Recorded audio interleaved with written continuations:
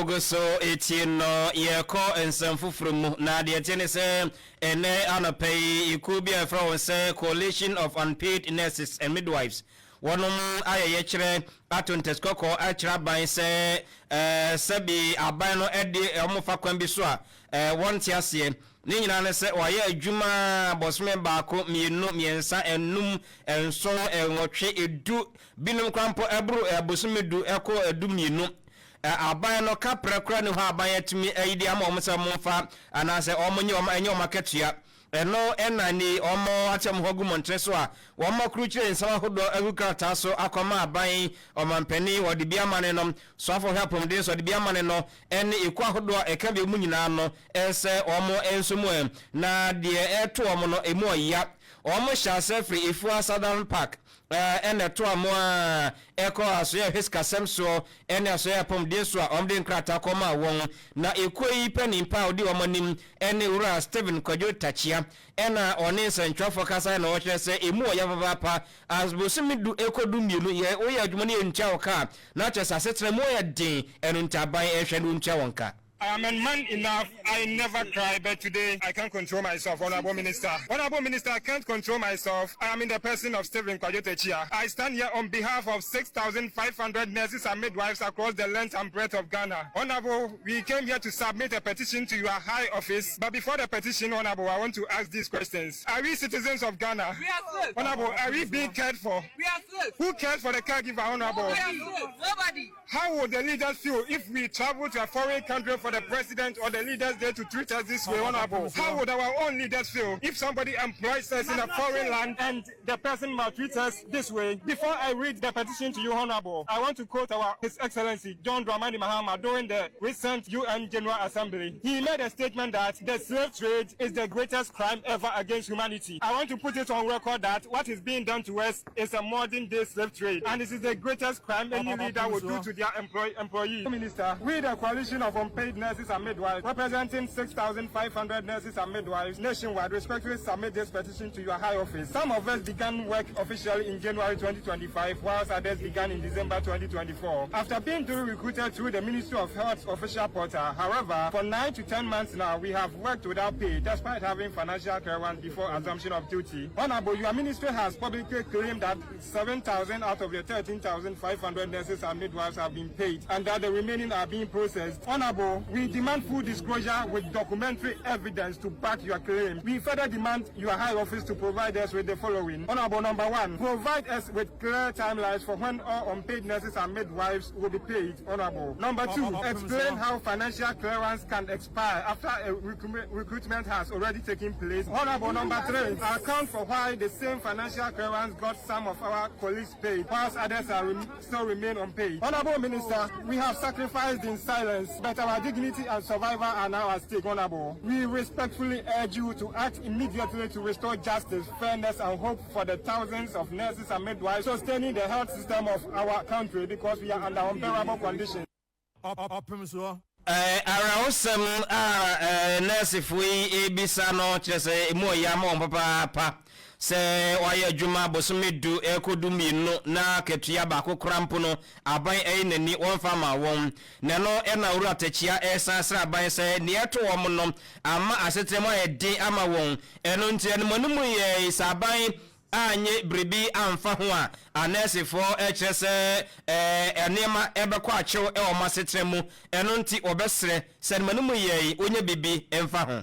I want a simple, clever question. MPP are buying my clearance for what am I in the month of August 2024? It sounds like an MPP with the strength, the financial strength to pay us. At the end, one pay, one fire. No one try at least 2 months and Sunday a Kotuaba. If we start 2016, or catch a set up your 2 Abaman, or restore allowance, and your Kotu Abaman, no restore allowance. Whether we voted for him or not, once he won, Yanani Toman, wouldn't it have been better, say, and call better a post here or my clearance, or post here near the Tambako as a thank you.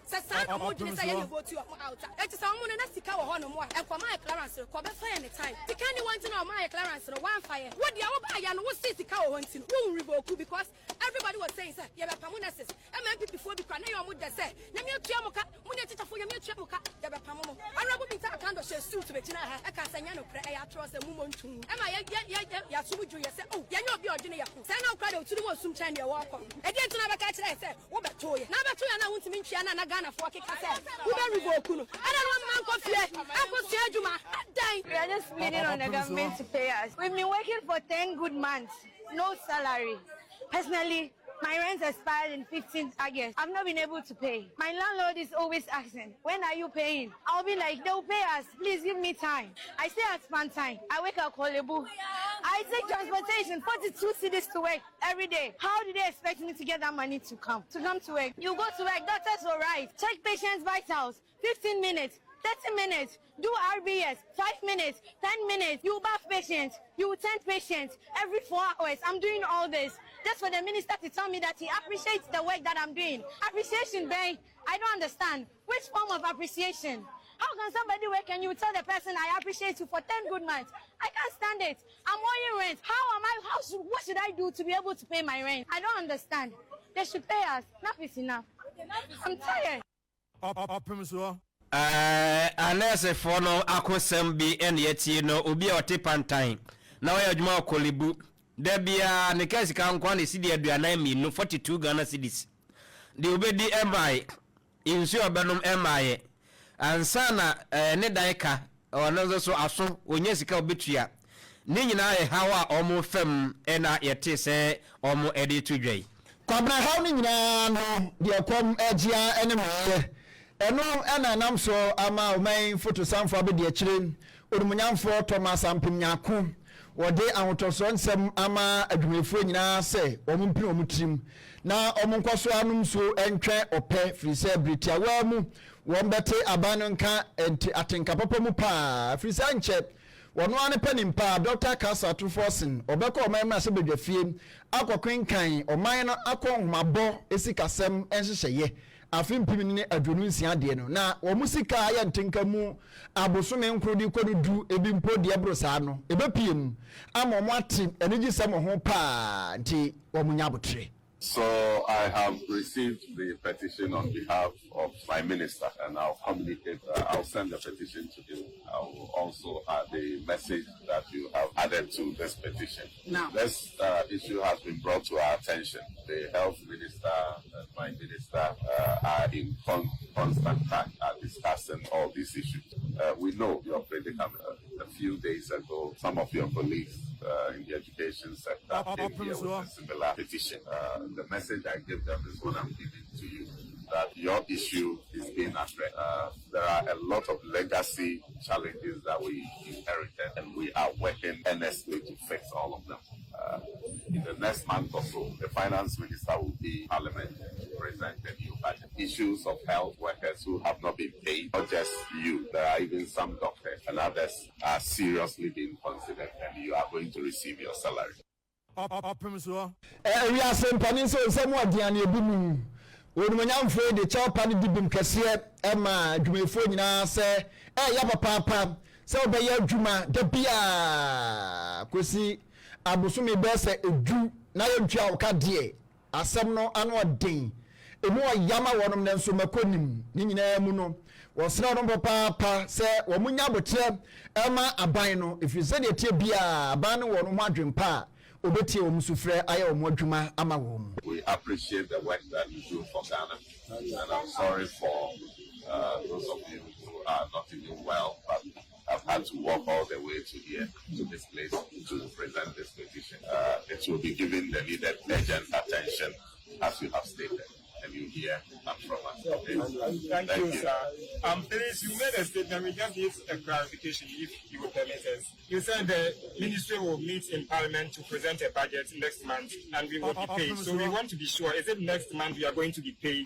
As to timelines, when your bank accounts will receive your salaries, I cannot stand here to announce it. Those details will be given to you in due course. Amshafo ani amotie man photo samfo abedi akire orumunyamfo Thomas Ampimnyako Kwame no kru mu pa ne se deputy minister ne nsema woka no ye gituma nyi na oka ho menka ho na ne a mofra no fam no Kwame ha adwen o abosome du wontua naka na man can be bicha na wo se budget eba 2026 no e na de be shimti free sabre abosom du enkwa agosi 2026 na nsana obe pesika abetianaka asem se ise na bi afọ se okofesika wei enye se okofesika kwame o mo kire se fa mo dwuma December 2024 to omba to se o to hyehyeye no nti wo ya first budget no ada na information no du na ni gu wo so ha adwen kwame abosom du de enye izo ebi wo bosom impo enafom ore